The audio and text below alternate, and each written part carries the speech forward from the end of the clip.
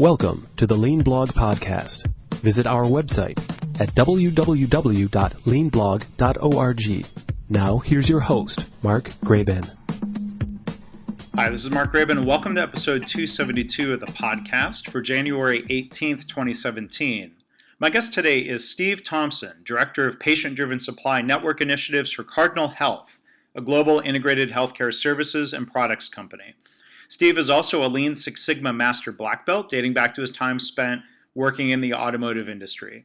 So in today's episode, we talk about Steve's lessons learned from General Motors and Lear Corporation, and how he's now helping healthcare leaders apply these lessons to improve their supply chain operations. So if you'd like to learn more and see show notes, a PDF summary of some of the key points and quotes from this episode, you can go to leanblog.org/272. So again, our guest today is Steve Thompson. Steve, thank you for being a guest today. Thanks, Mark. I enjoy your show. I'm looking forward to it. Yeah. Well, I think we have a lot to talk about today. Thank you for that. You can start off, always just like to have guests introduce themselves and their background and what you're doing in your career. But along that way, and we're going to take a deeper dive into Lean.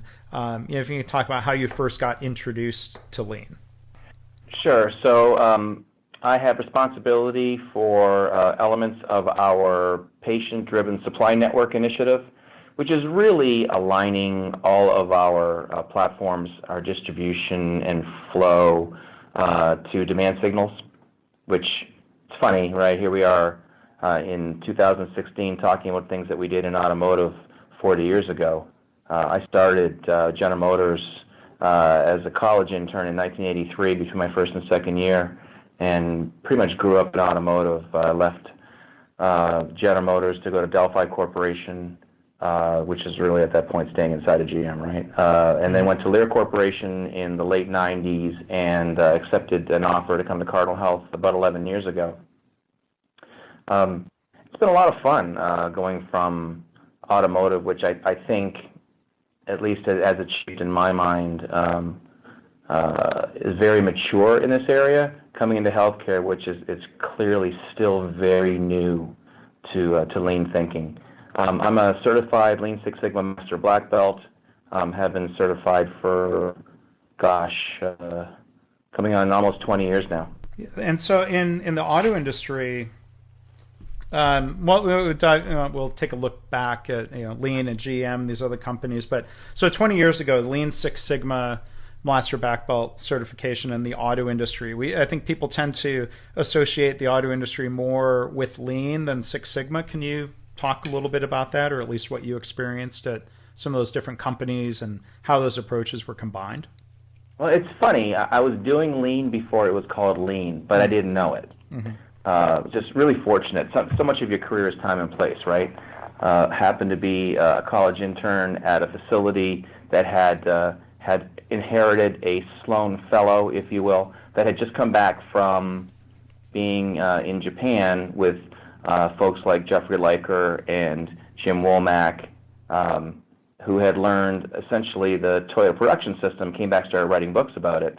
But there were a number of students who were on that trip as well, and went directly into mostly automotive manufacturing, and started applying these principles that at the time really didn't have names. We were making names up for what we were doing. We were dangerous because we only knew a little bit, but what we knew turned out to be really, really powerful. And I think a lot of us did all the right things for the right reasons, and sometimes we did the wrong things for the right reasons, and sometimes we did the right things for the wrong reasons, but a lot of us just got lucky.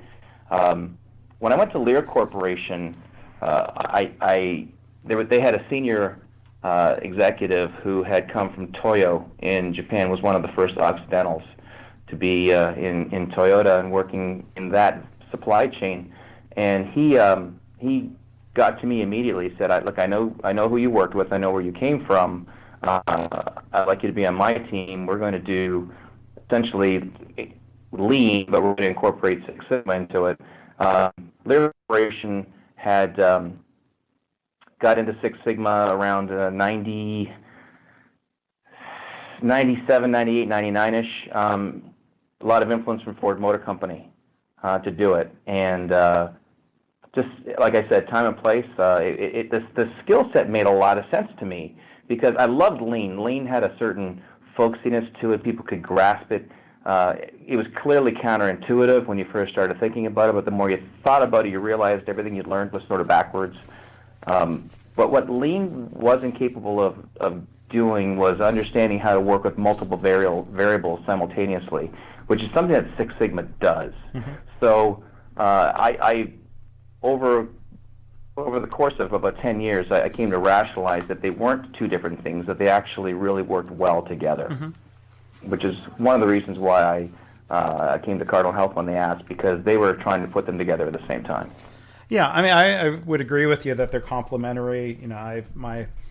I started in the auto industry as well, as listeners know, and when I was in manufacturing, I went through Six Sigma Green Belt training, didn't get certified. I worked at a manufacturing company that used both methods, and I think what you described is a fair combination. Lean is something everyone can be involved in. Six Sigma methods, I think allow people to tackle certain complex sort of sticky problems.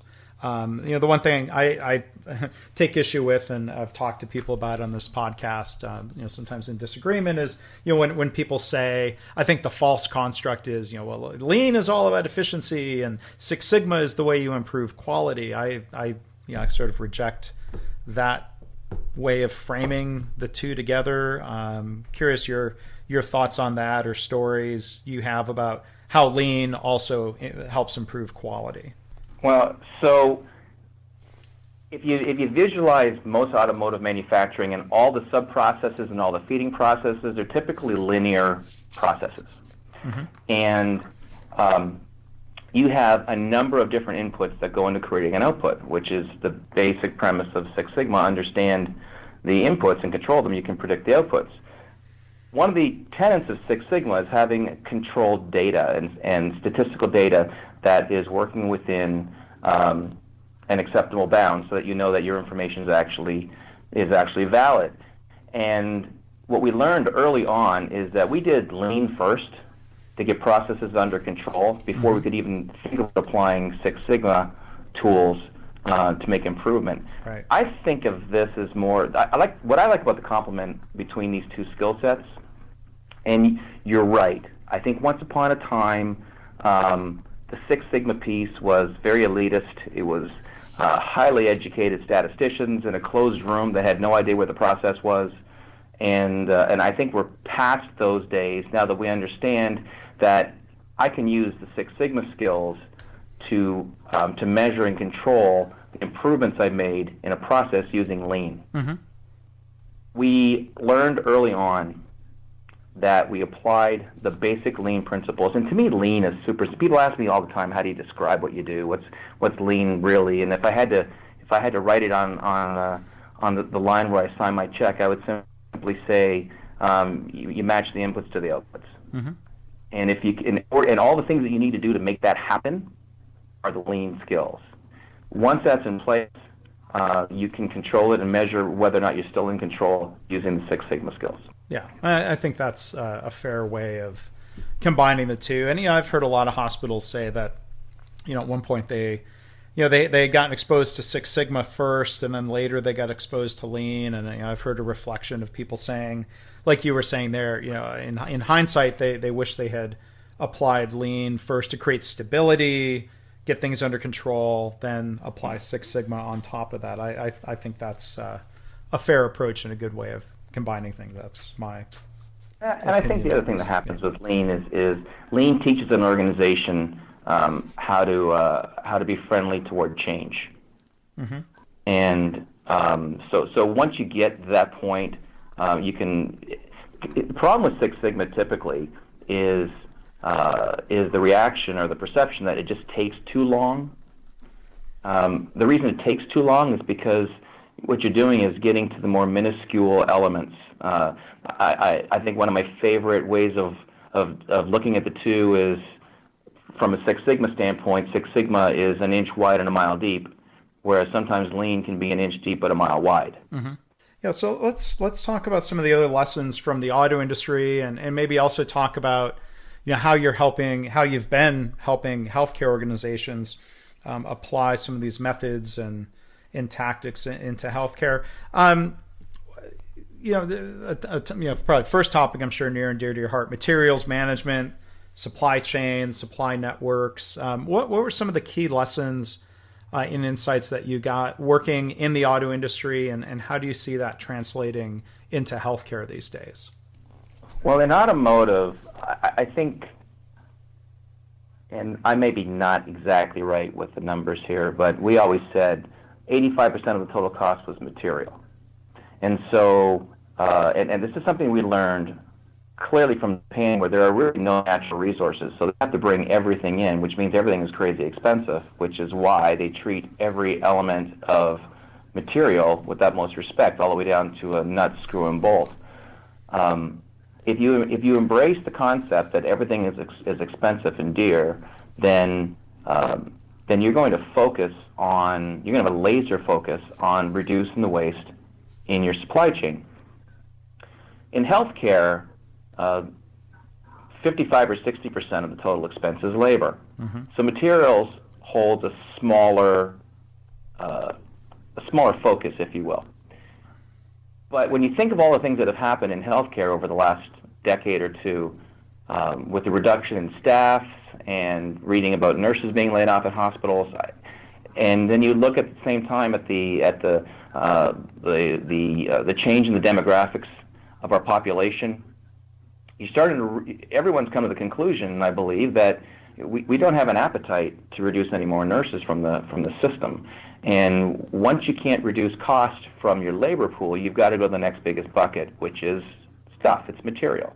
And so, whereas automotive was thinking this way, at least in North America, in the late 80s going into the 90s, especially with the recession, healthcare is now under tremendous cost pressure and reimbursement pressure, and is looking at everywhere it possibly can to save. And it's just been in the last several years that supply chains and materials management have come under that microscope, which is great for people like me.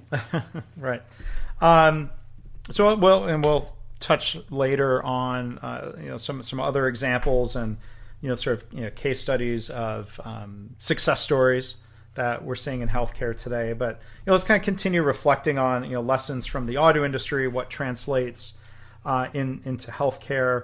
What did you learn about leadership? You've already brought up the idea of change, and I like the way you said that, being friendly, helping people be friendly toward change instead of change being threatening to people. What were some of the leadership lessons that you learned and help others learn now in healthcare?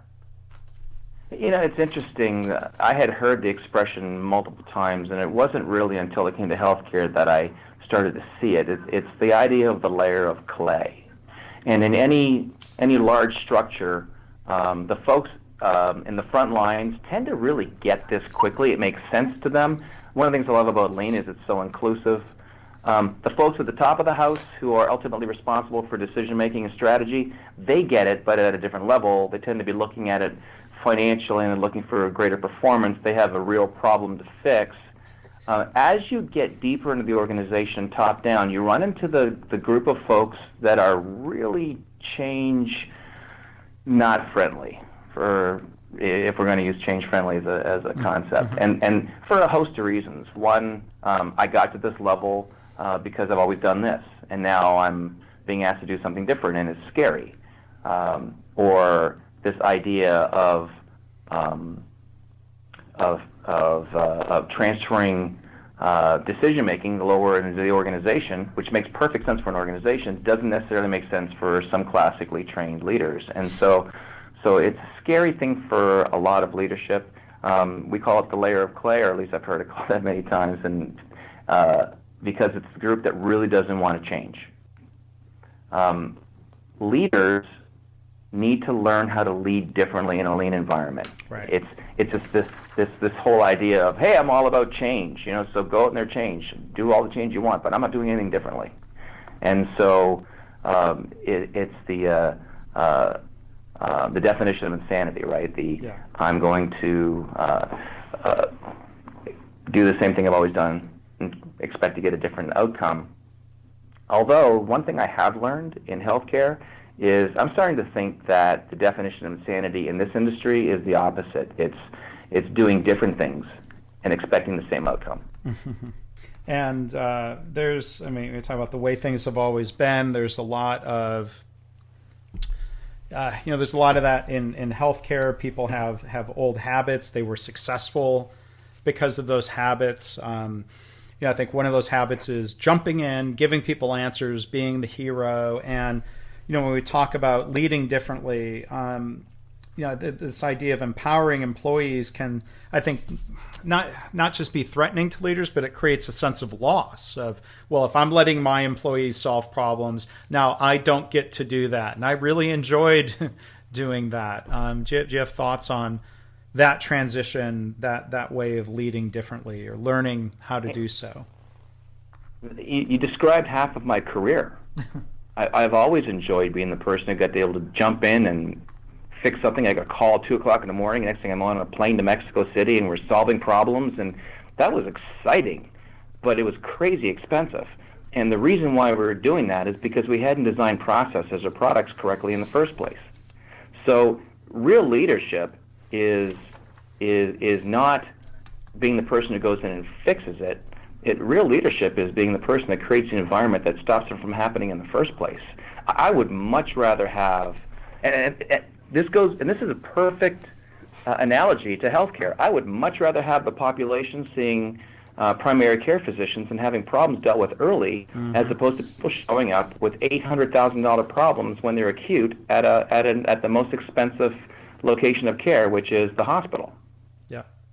And so real leadership, and hospital leaders understand this. You think of what's happened in the last 8 years since the advent of the Affordable Care Act, is we've seen a lot of consolidation. So a bunch of individual hospitals and medical centers and surgery centers and doctors' offices have now come together to form systems. And those systems are treating differently than they have historically. And they're treating by actually creating a value stream, if you will, that paths through from the primary care physician all the way through diagnostics, through treatment, through post procedure care, all the way back to the home. And real leadership is finding a way to make those pathways, if you will, flow smoothly, to take as much cost away from doing all the unnecessary things because the system is broken or the person is broken, to moving it up forward so you get to be able to fix something when it's treatable. You remember back in the days when we talked about design for Six Sigma, that was a really neat idea. It was really about this idea of design for manufacturability and being able to understand process variation and failure steps that would happen as you designed a process or a product to make sure that those things didn't happen. It's easy to go back and fix something after the fact. It's almost like a guarantee. I got a guaranteed job as long as we have a new product cycle every 2 years. I'm going to fix something else. Wouldn't it be interesting if I could fix it up front? Well, and those are great points. And when you bring up the idea of design for manufacturability, when you go back to the studies of the machine that changed the world, and the Japanese auto plants had such higher productivity compared to the American plants and the European plants. The Americans were better than the European plants. No offense to my European listeners, that's the data. But a lot of people would sometimes look at that data and blame the American workers for the lack of productivity, or say, oh well, they're lazy, they don't work as hard as the Japanese workers. But a lot of it came down to the Japanese cars being designed in a way that made them easier to build. This productivity was designed in or not designed in during engineering cycles. And I see parallels, and I'm curious your thoughts on any of this then, Steve. I see parallels in healthcare where some hospitals are designed and being built these days in a way that leads to productivity. Materials and supply chain systems can be designed in a way that leads to flow or productivity, or not. So I'm curious, what are your thoughts and reflections on that parallel? Well, a whole bunch of stuff came in my head as you're talking. First of all, I think it was unfair in some ways to compare the Japanese workers to the North American European workers, because our workers were having to do so much extra stuff to accomplish simple tasks, because we didn't have the delivery methods and we hadn't thought through the 7 wastes that Toyota had. And so Toyota's workers were able to apply more time doing value-added direct labor versus our folks who were doing a lot of extra handling, a lot of extra motion. I grew up in union Big 3 environment, and I'll tell you, those folks worked hard and had tremendous pride in what they did. Yes, I agree. I don't think it was ever about laziness. And you hear your odd story about the lazy auto worker doing this or doing that, but I'll tell you, every store I've ever walked to, I saw the lazy employee. So it's not the people. Most people want to do the right thing every day, and most people take pride in what they do. Yeah. Refresh me again, Mark, the second part of your question, because that was my emotional reaction. Yeah, well, and I agree with you. Not blaming the workers for being put in a situation where they had to build cars that were too complex, hard to build. I would, before coming back to the original question, I see a parallel in healthcare. Nurses get pulled away from the bedside by problems with supply chain and materials and technology and other issues. But I think the other part of my question was about, if cars could be designed for productivity or lack of productivity, these supply chains. Why can't we design? Yeah. Yeah. So do you see this built in or not? Are you trying to help people with this? We've done these studies. Nurses spend upwards of 25% of their time doing inventory management and materials management work. And it's crazy. And your initial reaction is that seems ridiculous. But if you just visualize what a nurse does, a nurse will go into a material closet looking for a component. Oftentimes that component is in a closed cabinet kind of delivery method that's supposed to be an inventory tracking system. And so that nurse will go to a computer, sign in or swipe in, will bring up a component they're looking for. It'll take them a moment to find it. They'll identify it. A cabinet will open. They'll have to go over to that door, open that cabinet, take the component out, and then press a button that basically is a take button, close it so it locks, go back over, identify that they've completed that task, and then assign it to a patient for charge or for data capture, for record retention, and then close out of the system. And that takes anywhere from 45 to 75 seconds. So for the sake of argument, let's call that a 60-second activity. If they do that 120 times a shift, that's 2 hours. So, and without even being an industrial engineer, I just figured out that there's 2 hours of waste in a nurse's day. It's the most expensive non-physician labor in a hospital. Yeah. And it doesn't make sense for that person to be doing it. Interesting question you had said as part of your, because it flooded back to me, your original question relative to designing hospitals for better delivery. I don't think we're there yet. No, I think we're getting there. Yeah, architectural firms are typically compensated for delivering as much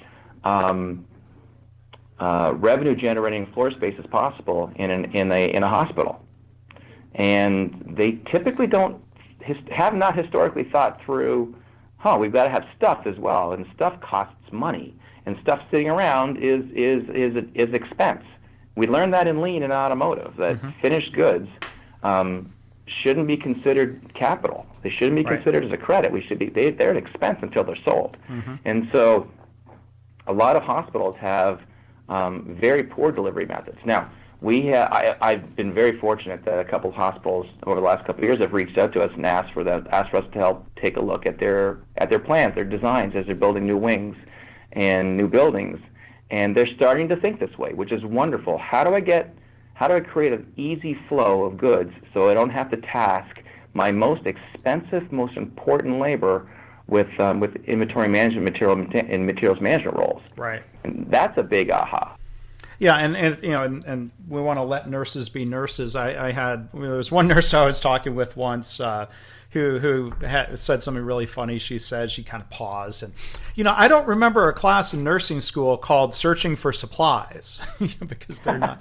That's not what they're there to do. And you know, I think, you know, things are changing. You know, there are architects, and I've talked to you know, people on this podcast who are working together with hospitals in a different way. They are you know, trying to they're working together and with the construction companies to develop and deliver more functional spaces, not just bigger. And staff are guilty of saying, "Oh, we want the same space but bigger," and that creates other types of waste when I've seen that executed on.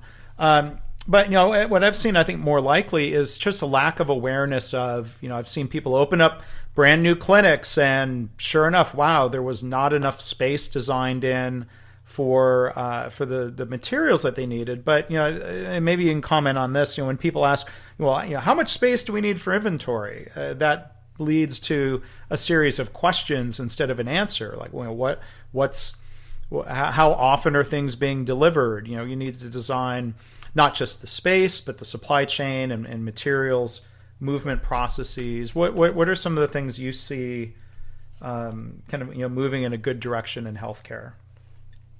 So you bring up a great point.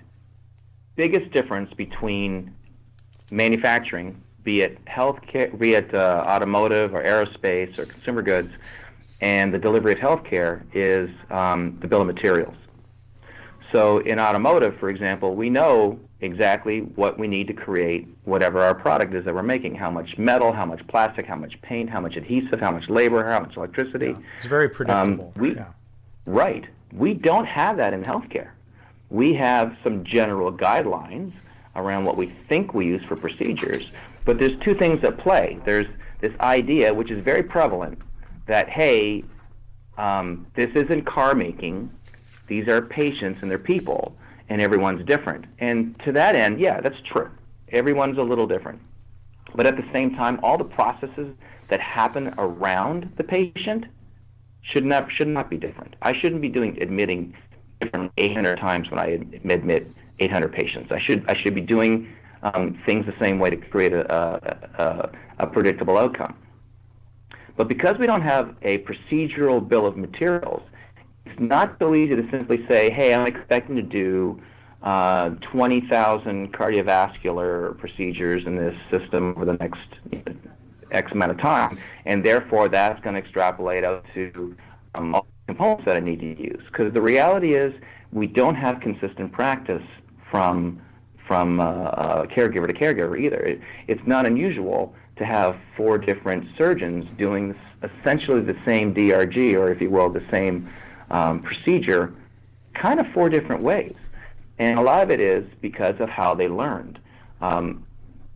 It's kind of a good thing and a bad thing in my mind. I'm not a medical professional, so I always enjoy having this conversation because I learned so much from it. But medical practice is exactly what it sounds like. We continue to learn based on doing things over and over again what we think is getting the best outcome. And so we're reticent to change. As we make changes to try to get to that better outcome, we believe that if we do this, this, and this, that we can expect that. And so when someone like you or I shows up and say, hey, let's make a change, people are automatically not necessarily excited to help us or to be part of that change. And so a lot of what we've been doing is at least from my perspective, is staying a little bit away from the actual delivery of care and focusing on the delivery of the components and the things that allow or enable those caregivers to provide that care. If someone says, hey, I'm building a brand new clinic and we're going to be doing X number of procedures, doing this, this, and that, then the only real safe way to do it is to extrapolate based on what they've done historically, and use that as a starting point. Yeah. The other reality is, and you brought this up, and you're right on, there's an emotional attachment to where we put stuff. Mm-hmm. And there's also this belief that if I have more of it, I'll never run out. The biggest fear in healthcare is that we're going to run out of something that we need. and that a patient is going to be put into a traumatic position because they don't have something that they need to be better. Right. And that's emotional. And so as we begin to make, and from my perspective, I like using things like data, right, which is crazy, right? I want to use data and facts. I try to stay away from the emotional approach, because you may only need 6 of these a month with a certain standard deviation. So maybe sometimes you use 3 and sometimes you use 9. And I'm going to be really careful, and I'm going to give you a space for 12. Right. But you used to have a space for 30 of them. And now when I put in a space for 12, everyone panics because there used to be 30, even though we've never used 30. Right. Or worse, maybe once upon a time we did once. And therefore we need to have all that stuff all the time. One of the issues that we have in this industry is that a lot, if not most, of the things that we buy have expiration dates. So I liken it to running the dairy department at a grocery store. I have to find that balance between having enough that I don't enough on hand that I don't dissatisfy my customer, and yet not having so much on hand that I have to throw a lot of it away. Yeah. And today we throw a lot of it away.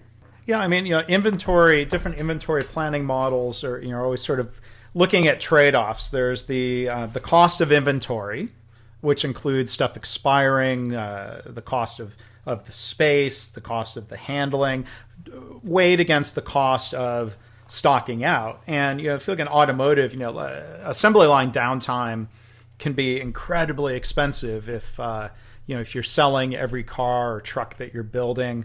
But at the same time, you can't have near infinite inventory levels. And in healthcare, the cost of downtime, like you said, could be a matter of life and death. But it sounds like maybe you can talk a little bit more about using models, using data, using analytics in a way that helps people better navigate those trade-offs. Do you have another kind of case example or story that maybe illustrates how do you find that sweet spot where you're protected without overdoing it? I mean, I guess you already you told a story that sort of alludes to that, but can you think of other case examples? Yeah, no shortage of stories. So you remember back when we used to do plan for every part as part of design layout in Lean? It is exactly the same philosophy in healthcare. I've got to do a plan for every part. And so what I'm going to have to do is understand my demand history at a component level. And that's my starting point. I bought 365 of them last year. So at its simplest, I use an average of 1 a day. But we know averages are lies. And so all we need to do is determine the size of the lie. I need to have some mechanism that tells me what my demand actually looked like. I might have used all 365 in a month. So I need to have enough visibility to my utilization to be able to plan effectively.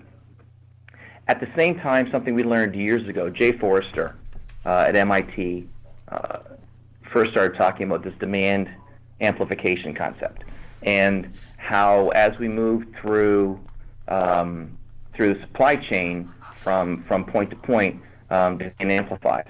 And so the other thing that we learned because of that is from Six Sigma that says, hey, when you put multiple variables together, you actually create new variables. For example, if I was the CEO of a tire company and we wanted to develop a brand new high-performance all-season radial tire, and I broke my design team into 4 groups. One group was going to focus on best in class for cold, one for best in class for hot, one for wet, one for dry, and we put all those together to create the best tire we could and put those tires on my car. And tonight I'm driving home, and I'm in Columbus, Ohio. It is snowing today, and on my drive home, it's both cold and wet at the same time, and I lose traction and crash my car. I forgot to remember that these variables, when put together, create new variables. Ice was formed by my cold and my wet. So it's kind of similar thing in healthcare, right? So think about this. Let's say we have a hospital in Boca Raton, Florida, for example, and we look at that hospital in July, and it maybe it has a median patient age of 55, and a census is the population of the hospital of 80%, and those patients are presenting with the disease states that 55-year-olds in Florida do. And suddenly we go back and we look at that hospital again in November, and it's an entirely different story. We now have a patient census over 100%. We have a median patient age of 75 years or greater, presenting with entirely different disease states than those did in July at a younger age. And then on top of that, every November the flu hits. And so what we're asking our folks to do is to be able to manage all that variation at the same time, and they really don't have the tools and mechanisms to do that because they're kind of guessing. And this again goes back to the lack of a bill of materials. The fact that we don't know exactly what we're using all the time. And so if we can apply the concept of plan for every part, what we're going to do is take a historical view of demand and say, okay, I used this many of a certain component, and hopefully I can get to a point where I could say I used it in these time buckets. That should inform me of what demand actually looks like. And on top, so from there, we're going to build some safety in. We'll build a safety stock in. We need to take a look at what lead time looks like for replenishment. We need to understand what the cost is at each level versus buying it in bulk. And there's this idea that I want to buy a lot of it and save some money. And the reality is, if I buy a lot of it, now I've got to put it someplace, and some of it's going to go bad, and some of it I may never use. So we've got to be able to balance that idea against it. But we also have to understand what the practice looks like, and we don't treat the same things in July as we treat in February. I don't see a lot of skiing accidents in July, and I don't see a lot of baseball accidents in February. So that has to be brought into our thinking as well. Right. And we end up having to build really elaborate models, but we've done this. We've done this with a number of customers where they've come to us and said, hey, we've got a problem. I've got 32,000 odd components that need to be put into this healthcare delivery network, and I got no place to put it. And it's based on the fact that, hey, we've always done it this way. We've always had this much space, and suddenly we're moving into a new space, and we don't have enough cube for what we need to put in. First thing we always look at, from my perspective, is what do you actually need, and then what do you need today? What do you need at a different today? Because maybe what if today is not this time of year? What if it's a different time of year? And what are the major drivers of variation? And that should go into our model as well. A lot of folks do this with a simple spreadsheet. We actually have more at Cardinal Health. We actually have more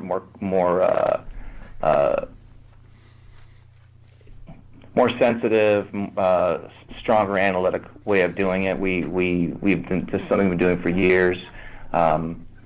We have a company that we acquired several years ago called Wavemark, and Wavemark was very, very good at understanding demand at the point of use.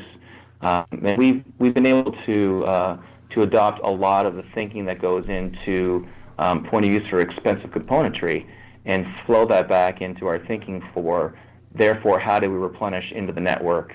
How do we replenish from the point of manufacture into the point of distribution, all the way to the point of care? And once we're solid with what that delivery network looks like, how strong we are and our capabilities, that tells us how much risk we can or cannot take when we do forward location stocking, to say, okay, you used to have 30 here, you only need 4, but because of these different variations and elements, we're going to put 9 here, but we have the ability to replenish these things next day or that afternoon or that same week, etc. Yeah. But you've got to do it at a plan for every part level, and a lot of folks struggle with this, right? A 300-bed hospital has anywhere from 15 to 20,000 individual stocking locations, and each one of these needs to be looked at to understand how to do it correctly. Yeah, well, it's great complexity, and like you're saying, data is important. Data can surprise people. I think of it's not an exact parallel, but people in emergency departments will often say, well, we can't predict how many people are going to come into the emergency department every day and every hour. I'm like, well, you don't know who is coming in, and you don't know exactly for what, but when you look at the data, it's predictable within a range, and I think there are parallels to materials management. You don't know exactly, but there's enough of a predictor, enough of a range that's close enough for planning purposes, better than ignoring data altogether. At least is what I've found. It's funny, I've had that exact conversation where someone said, "I have no idea who's going to walk through those front doors." And I always come back with, do you staff Tuesday afternoon the same way you do at 2 o'clock in the morning on a Saturday when the bars close, right? And they say, well, no. I said, well, then you do have some idea. Yeah. So just you got to start realizing that you have historical data, and when you take that data and you apply a standard deviation from a Six Sigma standpoint, you apply some measure of variation to understand what might happen realistically, then you have a pretty good idea what's going to happen. Yeah. So as we start to wrap up, Steve, we've well, if you had the opportunity to talk to a healthcare executive, we've talked about a lot of details here, and we roll up our sleeves and get in all these great details. But step back and how would you make the strategic case to a healthcare executive, here in 2017? About the importance of the supply chain. It's not it's not just this boring mundane thing, but it can be really strategic to a health system. How do you make that case? Well, in fairness, this is not the sexy part of healthcare. But the reality is, when a chief financial officer looks at their balance sheet, stuff, if you will, materials management represents somewhere around 30-35% of the total expense. So it is the logical place to go. And given the fact that we should not be impacting labor, nurses, we've got to find a way of bringing down the cost. And then we just look at there have been a lot of studies done. GHX did a great study where they identified that it's about $5 billion with a B in supply chain waste in healthcare in North America, just in the supply chain for devices and implantables. So that in and of itself, and I often tell folks, hey, imagine what we could do with that $5 billion. So let's go get it. Because a lot of it is really not that difficult to go get. It's changing the methods that we've always used in how we work and how we approach. I meet very few executives in healthcare today that don't understand the power of lean. So that's been wonderful. And we've had a number of folks who have been on the cutting edge of this and have been fighting the good fight to bring lean into healthcare, despite a tremendous amount of early resistance. If for no other reason than to engage your employees at the front line. If you want to know where the waste in a process is, you don't ask the supervisor. You don't ask the manager. You ask the folks that do the work. They know where it is. So if you can engage the hearts and minds of those folks who are tasked with doing the daily chores, they are the folks who are going to be able to help you to stop making the mistakes and get to a correction. Yeah. And they can identify. Someone told. I heard the expression recently. Someone said, "Oh yeah, no, we need to go talk to those folks. They know where the bodies are buried." So, but they do. Those are the folks. Those are the folks that know it. They know they know where the extra hoard of supplies is located. They do. And the problem with the hoard of supplies is we put them there to protect ourselves, and we left them there, and they've all expired. So now we run the risk of using them on a patient, and that is incredibly dangerous. Yeah. And we have an opportunity to step back and ask, I've never blamed people for hoarding stuff, to ask why are they hoarding it? And when we improve the supply chain, they don't need to hoard and hold stuff back, because we can build trust and confidence in a improved supply chain. I think that's great to see that happening. Well, I'll tell you, that's what we've been working on here for the last while. We call it Patient-Driven Supply Network, and it comes from the concept of the Consumer-Driven Supply Network. How do you start with patient back? And if you think about consumer goods, when this really started, 10 or 15 years ago, this idea of understanding when something is used at the point by a consumer at the point of consumption, and using that as a demand signal to ensure that every time that customer goes to the store, that item they want to purchase is there. And how do we tie that supply chain back to our S&OP to make sure that we're manufacturing based on what demand looks like and not what convenience looks like from a manufacturing standpoint? We're applying the same concept into the healthcare supply chain. It's as good as we are at the movement of stuff, and we're pretty good at it.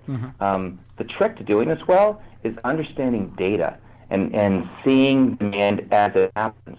And one of the things we've come to realize is in a supply chain, and maybe sometimes I think how you approach a problem is really how you define the problem, and language matters. By calling something a chain, we automatically see it as a linear. And so information flows in that same linear process. So a hospital uses things up to a point where they hit a reorder point, and then they process a purchase order, and that goes to someone, probably a distributor or a wholesaler, and they replenish it. And they do the same thing until they get to a point where they need to reorder it, and they get it from an importer or a sterilizer or a manufacturer. And it can be weeks and weeks between when something was used and when the manufacturer ultimately sees there was any kind of a change in demand. Something we did in automotive is we were in a network, meaning when a car was built, we all saw it at exactly the same time. And this went down through the tiering system. And it allowed everyone to be able to react simultaneously to understand, hey, there's been a change in demand, or to be able to even just to understand that there hasn't been a change in demand, and therefore we can continue to manufacture based on our plan. If we were to have the ability for the extended supply chain to see demand happen simultaneously, just like UPC codes in the supermarket, then we would be changing our supply chain to a supply network. And a network is much more powerful than a chain. Anecdotally, a chain is only as strong as its weakest link. I think the weak link in the chain is the flow of information. And so we have been focusing this, and it's been a lot of fun, Mark. We've been focusing on this for coming up on a year now, which is how do we flip our entire model to be able to react very quickly to actual demand. Right. Forget forecasting, right? I remember a mentor of mine once called forecasting the F word. I kind of took that on as my own. And so forget forecasting. Why wouldn't we want to just understand what demand actually looks like and have a system which is so nimble that we are able to flow? This is something we learned in automotive, right? That when I had a lot of inventory on hand and I ran out of something, I was in trouble. Right. But when I had very little inventory on hand, I never got in trouble because it was always moving and I could reach out and get it. And it's exactly the same concept in moving to a network in healthcare. If I have everything moving in a rapid replenishment model, then I have the ability to have things go from point A to point B that are always moving. And it may cost me a little more in transportation, but it's going to save me a lot in inventory, and it's going to save me a lot in obsolete, and it's going to save me a lot in expired product. And more importantly, I'm going to satisfy my customer every time they need something because it's always going to be there. Well, and that's the goal, and that's what we're working towards. So, Steve, thank you for talking with us. Thank you for the work that you've been doing in healthcare and your colleagues at Cardinal Health. As we wrap up here, how can people reach out if they would like to, follow up with you about the discussion? I'm sure there's places people can read more about the work, including the Patient-Driven Supply Network online. Where would you recommend people go? They can send me an email directly. It's super easy, steve.thompson with a P, Thompson, at cardinalhealth.com. And we have, or they can go to our website, cardinal.com, cardinalhealth.com. Either one will get you there. And look for our multiple inventory management offers.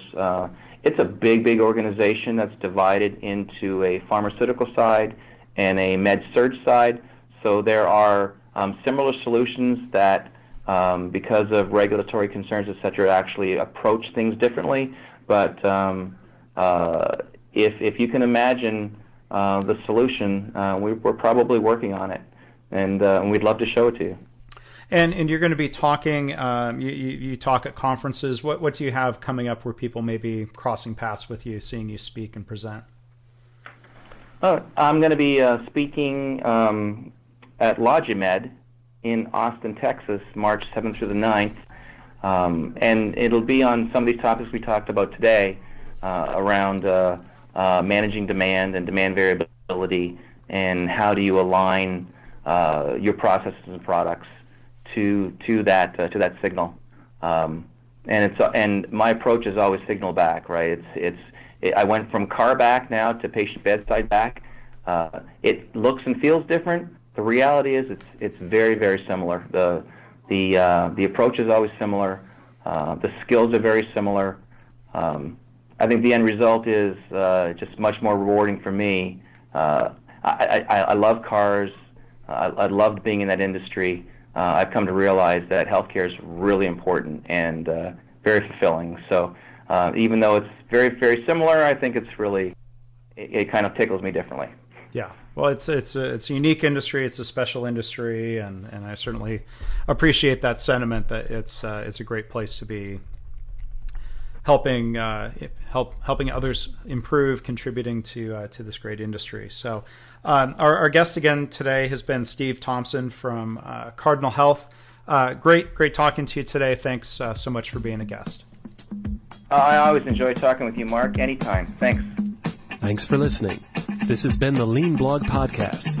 For lean news and commentary updated daily, visit www.leanblog.org. If you have any questions or comments about this podcast, email Mark at leanpodcast@gmail.com.